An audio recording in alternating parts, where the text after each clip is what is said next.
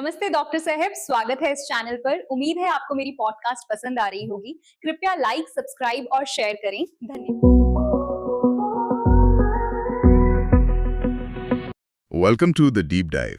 आज हमारे सामने है एनसीईआरटी बायोलॉजी का एक चैप्टर जो जितना इम्पोर्टेंट है उतना ही स्टूडेंट्स को कभी-कभी डराता भी है। स्ट्रक्चरल ऑर्गेनाइजेशन इन एनिमल्स। हाँ, और हमारे सोर्सेज में इस चैप्टर के जो की सेक्शंस हैं वो मेडिकल एंट्रेंस एग्जाम्स के लिए एक गोल्ड माइन की तरह हैं। बिल्कुल। तो आज का मिशन क्लियर है।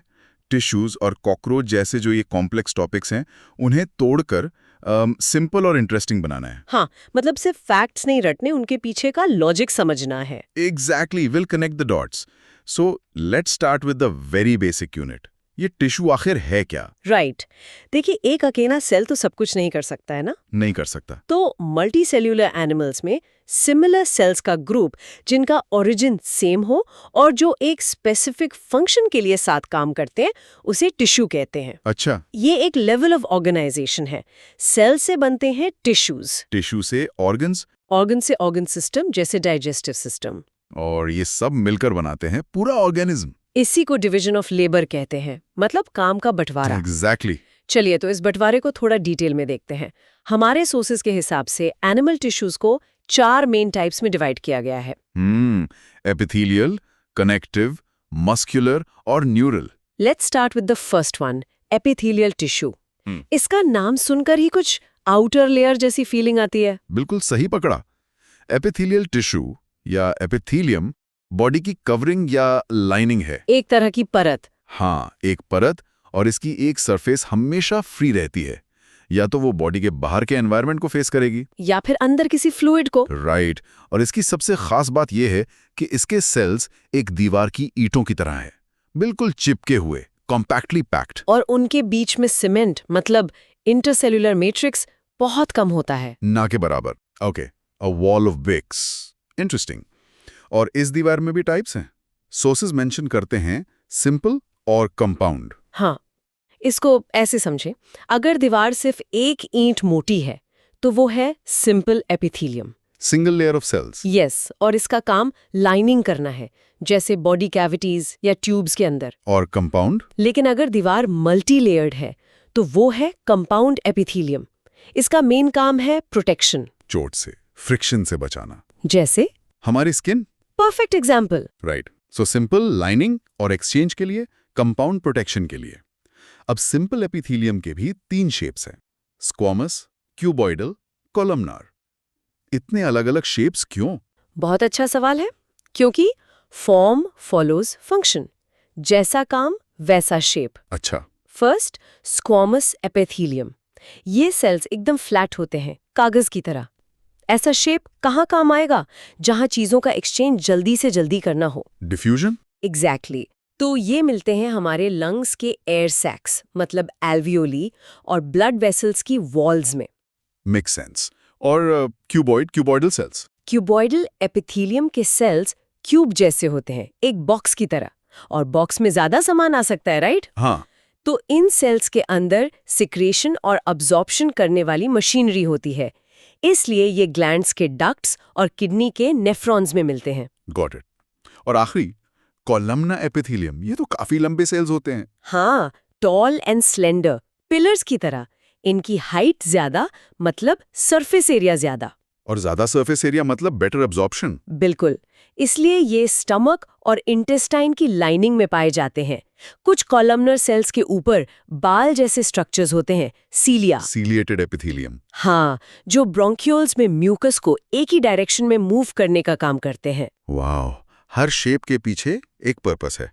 इसी से जुड़ा एक और टॉपिक है, ग्लैंडुलर एपिथेलियम। सोर्सेज एक्सोक्राइन और एंडोक्राइन ग्लैंड्स की बात करते हैं। इनमें क्या फंडामेंटल डिफरेंस है? इसका डिफरेंस इनके डिलीवरी सिस्टम में है। एक्सोक्राइन ग्लैंड्स के पास अपनी खुद की पाइपलाइन मतलब डक्ट होती है। अच्छा। वो अपने प्रोडक्ट्स जैसे सलाइवा या डाइजेस्टिव एंजाइम्स इन्हीं डक्ट्स के थ्रू टारगेट लोकेशन तक पहुंचाते हैं। और एंडोक्राइन? जबकि एंडोक्राइन ग्लैंड्स डक्टलेस होते हैं, वो वायरलेस सिस्टम की तरह हैं। वो अपने प्रोडक्ट्स यानी हार्मोन्स डायरेक्ट ब्लड में रिलीज कर देते हैं। ओके, सो एक्सोक्राइन एक डेडिकेटेड पाइप है। हाँ। और एंडोक्राइन एक ब्रॉडकास्ट सिग्नल। चलिए अब आते हैं दूसरे टिश्यू पर, कनेक्टिव टिश्यू। नाम से ही लग रहा है कि इसका काम जोड़ने का है। बिल्कुल। अगर एपिथेलियल टिश्यू कवरिंग है हाँ। तो कनेक्टिव टिश्यू बॉडी का फ्रेमवर्क और ग्लू है। ये बॉडी में सबसे ज्यादा पाए जाने वाला टिश्यू है। हाँ, और यहाँ सेल्स दूर दूर होते हैं और एक मैट्रिक्स में स्कैटर्ड रहते हैं, और इन्हीं सेल्स से निकलते हैं फाइबर्स, कोलेजन और इलास्टिन, जो टिश्यू को स्ट्रेंथ और फ्लेक्सिबिलिटी देते हैं। इसके भी टाइप्स हैं, लूज, डेंस और specialised. Let's break them down. Loose connective tissue कैसा होता है? लूज मतलब जैसा नाम वैसा काम। इसमें सेल्स और फाइबर्स एक सेमी फ्लूइड मैट्रिक्स में लूजली अरेंज्ड होते हैं। जैसे? इसका एक एग्जाम्पल है एरियोलर टिश्यू, जो स्किन के नीचे मिलता है। ये बॉडी का पैकिंग मटेरियल है। दूसरा है एडिपोज टिश्यू, यानी फैट सेल्स, बॉडी का एनर्जी बैंक। ठीक है, तो डेंस कनेक्टिव टिश्यू इसका उल्टा होगा, सब कुछ टाइटली पैक्ड। एग्जैक्टली। यहाँ फाइबर्स और सेल्स कॉम्पैक्टली पैक्ड होते हैं। इसमें भी ओरिएंटेशन इंपॉर्टेंट है। अगर सारे फाइबर्स एक रस्सी की तरह पैरेलल अरेंज्ड हैं तो उसे कहते हैं डेंस रेगुलर टिश्यू। इससे जबरदस्त टेंसाइल स्ट्रेंथ मिलती होगी। बिल्कुल। इसके परफेक्ट एग्जांपल्स हैं टेंडन्स, जो मसल को बोन से जोड़ते हैं, और लिगामेंट्स, जो बोन को बोन से जोड़ते हैं। With tendons and ligaments, exam में इस पे बहुत कंफ्यूजन होता है। एक सिंपल निमोनिक है, MTB, muscle tendon bone. MTB, muscle tendon bone, fantastic trick. और अगर फाइबर्स का कोई पैटर्न ना हो तो उसे डेंस इरेगुलर टिश्यू कहते हैं, जो हमारी स्किन में मिलता है ताकि स्किन हर डायरेक्शन से स्ट्रेच झेल सके। राइट। और लास्ट में है स्पेशलाइज्ड कनेक्टिव टिश्यू। इसमें आते हैं वो टिश्यूज जो एक बहुत ही स्पेसिफिक काम के लिए मॉडिफाई हो गए हैं, जैसे कार्टिलेज, बोन और ब्लड। ब्लड भी एक फ्लूइड कनेक्टिव टिश्यू है। हाँ, तो अब जब हमने इन टिश्यूज के बेसिक बिल्डिंग ब्लॉक्स को समझ लिया है, चलिए देखते हैं कि ये सब एक रियल ऑर्गेनिज्म में कैसे असेंबल होते हैं। और इसके लिए हमारे पास NCERT का सबसे फेमस एग्जाम्पल है द कॉकरोच, पेरीप्लानेटा अमेरिकाना। हाँ, फाइलम ऑर्थोपोडा का मेंबर। ये नॉक्टर्नल ओमनीवोर है, मतलब रात को एक्टिव रहता है और सब कुछ खा जाता है। बिल्कुल, और ये कई बीमारियों के वेक्टर्स भी हो सकते हैं। इनकी पूरी बॉडी एक हार्ड ब्राउन काइटिनस एक्सोस्केलेटन से कवर्ड होती है। Let's talk about it's morphology. इसकी बॉडी 3 पार्ट्स में डिवाइडेड है, हेड, थोरैक्स एंड एब्डोमेन। इसके सिर यानी हेड में क्या खास है? इसका हेड ट्रायंगुलर है और एक बहुत ही फ्लेक्सिबल नेक से जुड़ा है, जिसकी वजह से ये सिर को हर डायरेक्शन में घुमा सकता है। हाँ, इसमें एक पैर कंपाउंड आइज होती हैं, लंबे धागे जैसे एंटेने, और माउथ पार्ट्स होते हैं बाइटिंग एंड च्यूइंग टाइप के। ओके, और थोरैक्स यानी बीच का हिस्सा, वहां से तो लेग्स और विंग्स निकलते हैं। करेक्ट। थोरैक्स के 3 सेगमेंट्स होते हैं और हर सेगमेंट से एक पेयर लेग्स निकलती हैं। विंग्स के 2 पेयर्स हैं। ऊपर वाले विंग्स, फोर विंग्स या टेगमेना, वो लेदरी और डार्क होते हैं। उनका काम फ्लाइट नहीं है। नहीं, उनका काम नीचे वाले विंग्स को प्रोटेक्ट करना है। असली फ्लाइट के काम आते हैं हाइंड विंग्स, जो ट्रांसपेरेंट होते हैं। और मेल और फीमेल कॉकरोच में कोई विजिबल डिफरेंस होता है एग्जाम पॉइंट ऑफ व्यू से? बिल्कुल, ये एक कॉमन आइडेंटिफिकेशन क्वेश्चन है। एब्डोमेन के आखिरी सेगमेंट्स में दोनों में एनल सर्सी होते हैं, लेकिन सिर्फ मेल्स में एक पेयर एक्स्ट्रा छोटे धागे जैसे एनल स्टाइल्स होते हैं। फीमेल्स में एनल स्टाइल्स एब्सेंट होते हैं। यस, ये एक क्लियर कट डिफरेंस है। एग्जैक्टली। अब चलते हैं इसके अंदर। एनाटॉमी, इसका डाइजेस्टिव सिस्टम कैसा है? एलिमेंट्री कैनाल 3 पार्ट्स में डिवाइडेड है, फोगट, मिडगट और हाइंड गट। फूड पहले फोगट में जाता है, जहां क्रॉप में स्टोर होता है, और फिर गिजर्ड में जाकर पिसता है। गिजर्ड एक मिक्सर ग्राइंडर की तरह? हाँ, असली डाइजेशन मिडगट में होता है, जहां हेपेटिक काके से निकला डाइजेस्टिव जूस काम करता है। और इसका सर्कुलेटरी सिस्टम, ये ओपन टाइप का है। ये सुनने में ही अजीब लगता है, मतलब ब्लड आई घूम रहा है।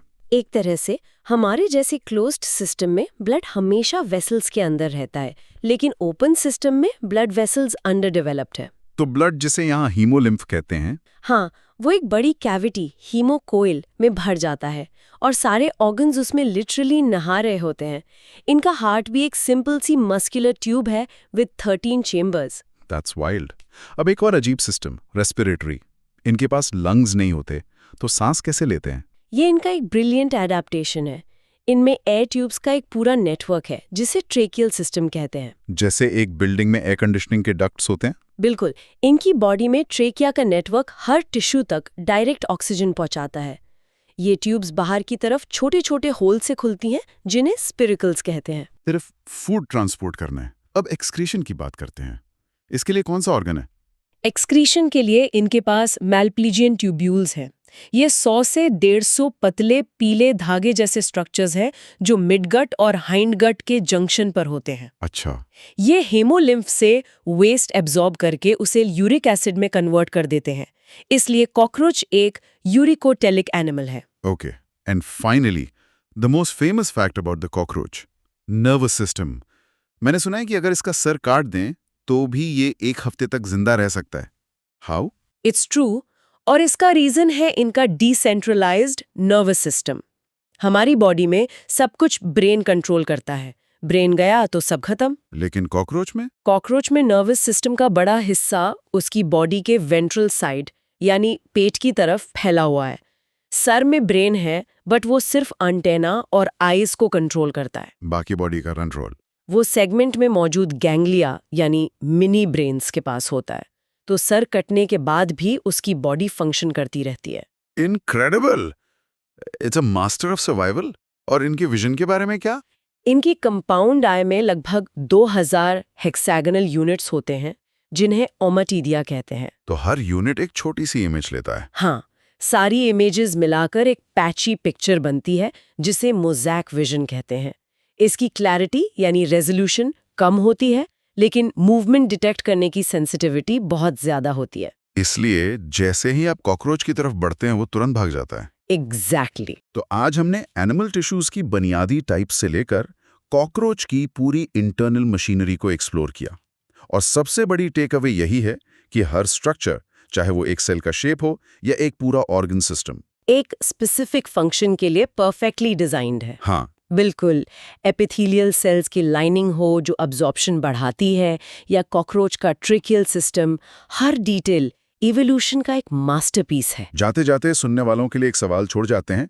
कॉकरोच का नर्वस सिस्टम इतना डिसेंट्रलाइज्ड है कि वो बिना सिर के भी सर्वाइव कर सकता है। सोचने वाली बात यह है कि सर्वाइवल के इस प्लान बी ने कॉकरोच को इतना सक्सेसफुल पेस्ट बनाने में कितना बड़ा रोल प्ले किया है। और क्या नेचर में ऐसे और भी एग्जाम्पल्स हैं जहां स्ट्रक्चर और सर्वाइवल का इतना एक्सट्रीम कनेक्शन दिखता हो? तो चलिए शुरू करते हैं।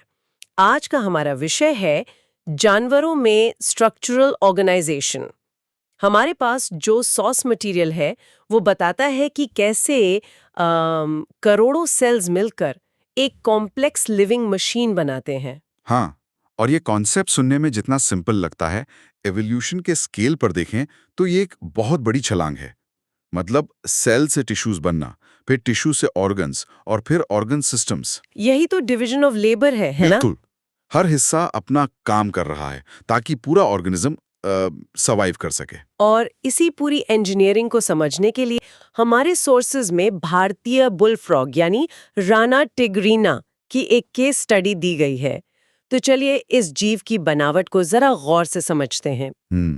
अच्छा, तो इन नोट्स में जो पहली बात मेरा ध्यान खींच रही है वो वाकई हैरान करने वाली है।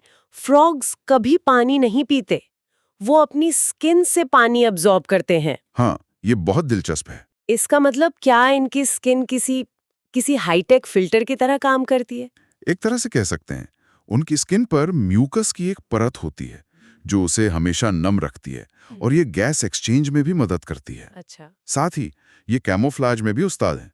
मतलब एनवायरनमेंट के हिसाब से अपना रंग बदल लेते हैं ताकि शिकारियों से बच सके। हाँ, इसे मिमिक्री भी कहते हैं। एक तरह की प्रोटेक्टिव कलरेशन है ये। मतलब सर्वाइवल के लिए हर एक फीचर परफेक्टली ट्यून्ड है, यहाँ तक कि एक्सट्रीम गर्मी या सर्दी से बचने का तरीका भी। वो एस्टिवेशन और हाइबरनेशन, हाँ, ये जमीन के अंदर चले जाते हैं। ये तो कमाल का बिहेवियरल अडेप्टेशन है। बिल्कुल। ये तो हुई बाहरी बनावट की बात, जो अपने आप में काफी अनोखी है। लेकिन असली इंजीनियरिंग मार्वल तो इसकी बॉडी के अंदर है। जैसे कि इनके डाइजेस्टिव सिस्टम को ही ले लीजिए। ये कार्निवोर्स हैं, इसलिए इनका इंटेस्टाइन छोटा होता है। छोटा क्यों होता है? काम करती है, बिजली की तेजी से बाहर निकलती है, कीड़े को चिपकाती है और वापस। पर इससे भी ज्यादा फैसिनेटिंग तो इनका रेस्पिरेशन है। 2 तरह से सांस लेते हैं। हाँ, ये इनकी सबसे खास बातों में से एक है। पानी में स्किन से, जिसे क्यूटेनियस रेस्पिरेशन कहते हैं, और जमीन पर? और जमीन पर लंग से, यानी पल्मोनरी रेस्पिरेशन। तो ये ड्यूल रेस्पिरेशन सिस्टम भी डिवीजन ऑफ लेबर का एक शानदार उदाहरण हुआ। स्किन और लंग्स ने अपना काम बांट लिया है। बिल्कुल, और यही ड्युअलिटी इनके सर्कुलेटरी सिस्टम में भी दिखती है। इनका हार्ट 3 चेंबर वाला होता है ना, 2 एट्रिया और 1 वेंट्रिकल। सही, ये दिखाता है कि फॉग जमीन और पानी के बीच का एक एवोल्यूशनरी लिंक है। इसमें ऑक्सीजनेटेड और डीऑक्सीजनेटेड ब्लड का सेपरेशन हम इंसानों की तरह परफेक्ट नहीं होता, पर इनकी एम्फीबियस लाइफस्टाइल के लिए ये सिस्टम काफी एफिशिएंट है। और ये क्लोज्ड टाइप सर्कुलेशन, इसका ठीक-ठीक मतलब क्या है? इसका मतलब है कि खून हमेशा वेसल्स मतलब नसों के अंदर ही रहता है। इससे ब्लड प्रेशर मेंटेन रहता है और ऑक्सीजन की डिलीवरी तेज और एफिशिएंट होती है, जो एक एक्टिव शिकारी के लिए बहुत जरूरी है। बिल्कुल। सोचने वाली बात है, हर सिस्टम एक दूसरे से जुड़ा हुआ है। अब आते हैं रिप्रोडक्शन पर। फर्टिलाइजेशन एक्सटर्नल होता है पानी में, पर जो बात चौंकाती है वो है अंडों की संख्या। एक फीमेल फ्रॉग एक बार में 2500 से 3000 अंडे देती है। ये सर्वाइवल की एक नंबर्स गेम है। प्रकृति ये मानकर चल रही है कि इनमें से ज्यादातर टैडपोल्स बड़े हो ही नहीं पाएंगे। अच्छा, तो जो बच जाते हैं वो मेटामॉर्फोसिस से गुजरते हैं। ये एक ड्रामेटिक ट्रांसफॉर्मेशन है जिसमें पानी में रहने वाला, गिल्स से सांस लेने वाला जीव जमीन पर कूदने वाले, लंग्स से सांस लेने वाले अडल्ट में बदल जाता है। तो कुल मिलाकर फ्रॉग का हर organ system division of labour का एक टेक्स्ट बुक एग्जाम्पल है। हर अंग अपना काम इतनी कुशलता से करता है कि ये जीव पानी और जमीन दोनों दुनिया में कामयाब है। और ये हमें दिखाता है कि एडेप्टेशन का मतलब सिर्फ फिजिकल फीचर्स नहीं होता, बल्कि बिहेवियर, इंटरनल सिस्टम्स और लाइफ साइकिल, इन सब का एक साथ मिलकर काम करना है। जाते जाते सुनने वालों के लिए एक सवाल छोड़ जाते हैं। फ्रॉग जैसे जीव में जो ये ड्यूल सिस्टम्स मौजूद हैं, जैसे 2 तरह का रेस्पिरेशन, एक इंटरमीडिएट हार्ट, वो हमें उस एवोल्यूशनरी रास्ते के बारे में क्या बताते हैं जिस पर चलकर हमारे पूर्वज पूरी तरह पानी से निकलकर जमीन पर आए थे? शो में आपका स्वागत है। कभी आपने सोचा है कि एक सिंगल सेल वाले अमीबा और हम इंसानों में, जिनके शरीर में खरबों सेल्स हैं, फंडामेंटल डिफरेंस क्या है? ये सिर्फ साइज का नहीं है, ये ऑर्गेनाइजेशन का कमाल है। आज हमारे पास बायोलॉजी का एक चैप्टर है जो हमें स्ट्रक्चरल ऑर्गेनाइजेशन इन एनिमल्स के बारे में बताता है। हमारा मिशन ये समझना कि कैसे सेल्स की एक भीड़ एक हाईली एफिशिएंट मशीन यानी बॉडी में बदल जाती है। और इस पूरी कहानी को समझने के लिए हम अपना हीरो बनाएंगे एक बहुत ही कॉमन एनिमल को, द फ्रॉग। हम ये पता लगाएंगे कि मेंढक, जो पानी और जमीन दोनों का मास्टर है, अपने इस डबल लाइफ को मैनेज कैसे करता है। और ये सब समझने की चाबी छिपी है उसके इंटरनल एंड एक्सटर्नल डिजाइन में। और ये डिजाइन शुरू होता है सबसे बेसिक लेवल पर। आपने सेल्स की भीड़ की बात की, लेकिन ये कोई रैंडम भीड़ नहीं है। ये एक फैक्ट्री की तरह है जहां हर वर्कर यानी सेल को अपना काम पता है। जब एक जैसे वर्कर्स एक टीम बनाते हैं तो उसे हम कहते हैं टिश्यू। राइट। और मजे की बात यह है कि हाथी से लेकर इंसान तक सारे कॉम्प्लेक्स एनिमल्स सिर्फ 4 बेसिक टाइप के टिश्यू से बने हैं। एपिथेलियल, कनेक्टिव, मस्कुलर और न्यूरल। ये बिल्डिंग ब्लॉक्स की तरह हैं। बिल्कुल। और जब ये अलग अलग टिश्यूज मिलकर एक बड़ा प्रोजेक्ट हैंडल करते हैं, जैसे ब्लड पंप करना, तो वो एक ऑर्गन यानी हार्ट बन जाता है। और जब मल्टीपल ऑर्गन्स एक कॉमन गोल के लिए काम करते हैं, जैसे डाइजेस्टिव सिस्टम, तो वो एक ऑर्गन सिस्टम कहलाता है। ये बायोलॉजिकल टीम वर्क का सबसे बेहतरीन एग्जाम्पल है। एग्जैक्टली। तो चलिए इसी टीम वर्क को समझने के लिए अपने आज के केस स्टडी मेंढक की दुनिया में चलते हैं। भारत में सबसे कॉमन स्पीशीज है राना टिग्रीना। हाँ, क्लास एम्फीबिया का मेंबर है, जिसका मतलब ही है डुअल लाइफ। यस। और ये डुअल लाइफ जीने के लिए इसके पास कुछ कमाल के सर्वाइवल टूल्स हैं। बिल्कुल। सबसे पहले तो फ्रॉग्स कोल्ड ब्लडेड होते हैं। टेक्निकल टर्म है पोइकोलोफर्म्स। Cold blooded? इसका मतलब ये तो नहीं कि उनका खून ठंडा होता है, राइट? एग्जैक्टली। इसका मतलब है कि उनके पास हमारी तरह इंटरनल थर्मोस्टेट नहीं होता।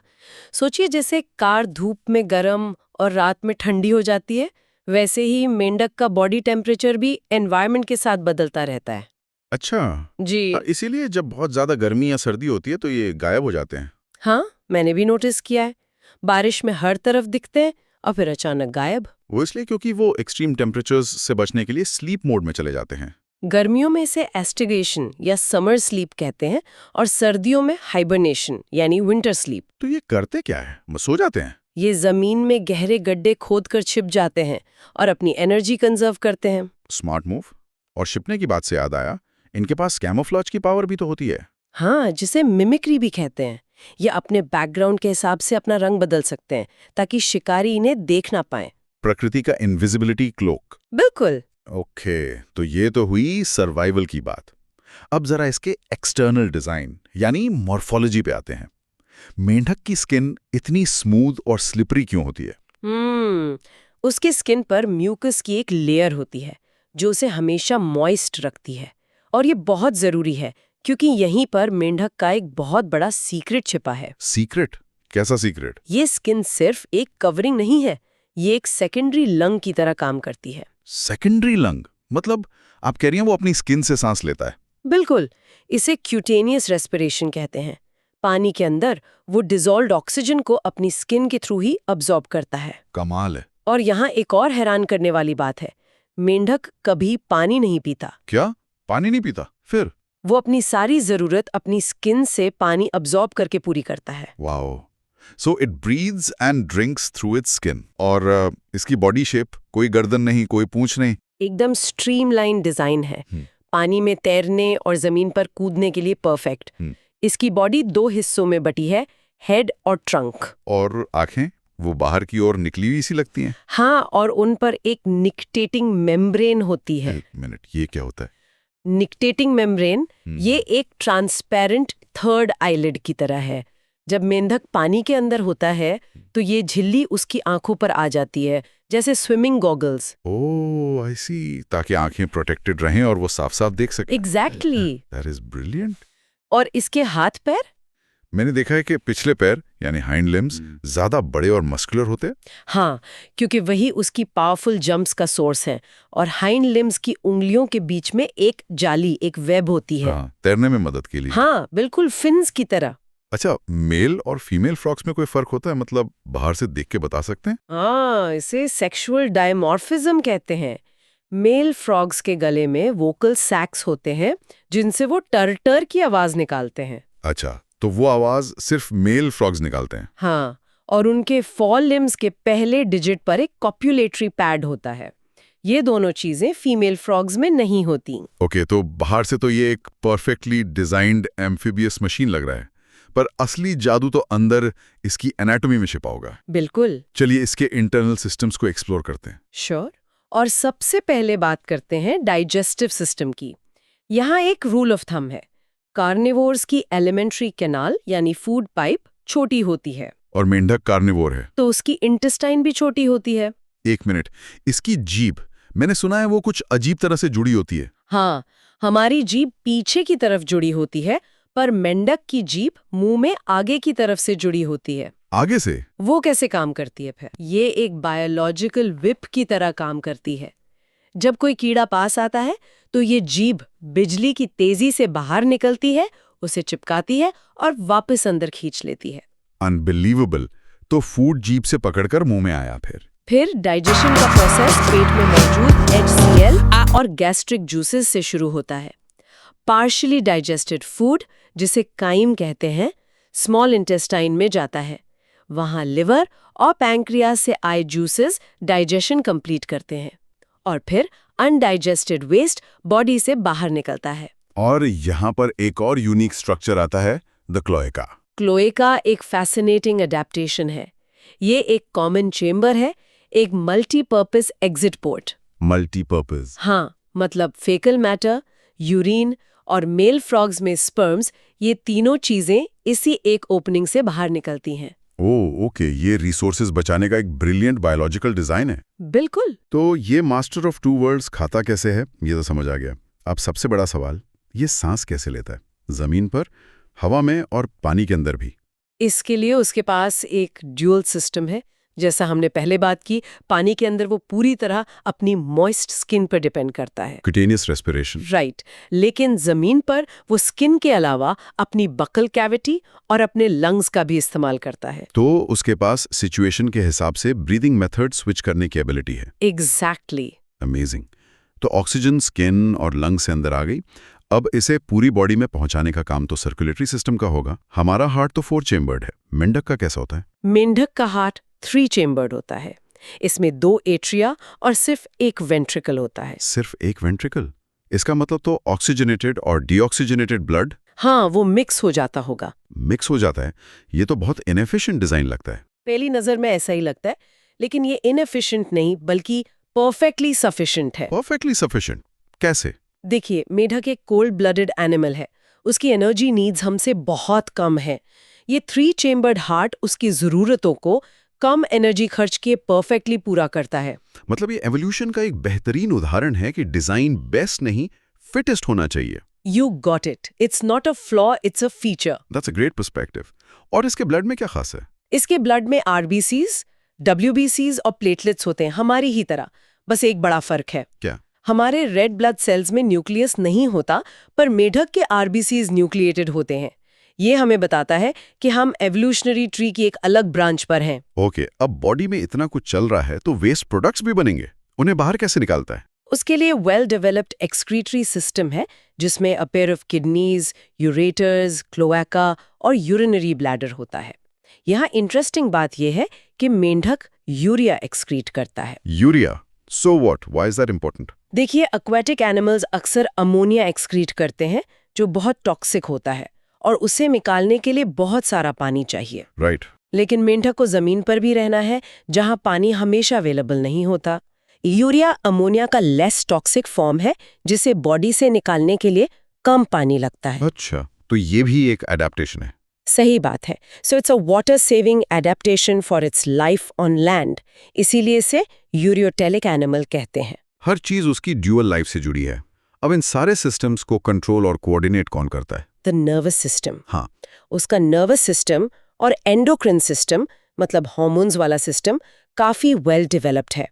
ब्रेन एक बोनी बॉक्स क्रेनियम के अंदर प्रोटेक्टेड रहता है। और सेंस ऑर्गन्स? उसके पास टच, टेस्ट, स्मेल, विजन और हियरिंग के लिए सेंस ऑर्गन्स भी हैं। हियरिंग? पर मेंढक के कान तो दिखते नहीं। एक्सटर्नल ईयर नहीं होते, बस आंखों के पीछे एक झिल्ली जैसी स्ट्रक्चर होती है, जिसे टिम्पैनम कहते हैं। यही ईयर ड्रम का काम करती है। तो ये सिर्फ सुनने में मदद करती है? सुनने में भी और बॉडी का बैलेंस बनाए रखने में भी। ओके। और फाइनली इसकी नेक्स्ट जनरेशन कैसे आती है?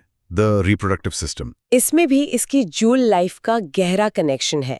मेल में टेस्टेस होते हैं और फीमेल में ओवरीज, लेकिन फर्टिलाइजेशन हमेशा पानी में होता है। External fertilisation? यस। एक मैच्योर फीमेल एक बार में 2500 से 3000 अंडे दे सकती है। 2,500 से 3,000? इतने सारे? ये एक सर्वाइवल स्ट्रैटेजी है, क्योंकि पानी में अंडों और यंग वंस को बहुत खतरा होता है, तो ज्यादा नंबर्स में प्रोड्यूस करके वो स्पीशीज के सर्वाइवल का चांस बढ़ाते हैं। राइट। इन अंडों से जो लार्वा निकलता है उसे टैडपोल कहते हैं। टैडपोल बिल्कुल मछली जैसा दिखता है, गिल्स से सांस लेता है और पानी में ही रहता है। और फिर वो जादू होता है जिसे मेटामॉर्फोसिस कहते हैं? बिल्कुल। वो टैडपोल धीरे धीरे डेवलप होकर अडल्ट फ्रॉग बनता है।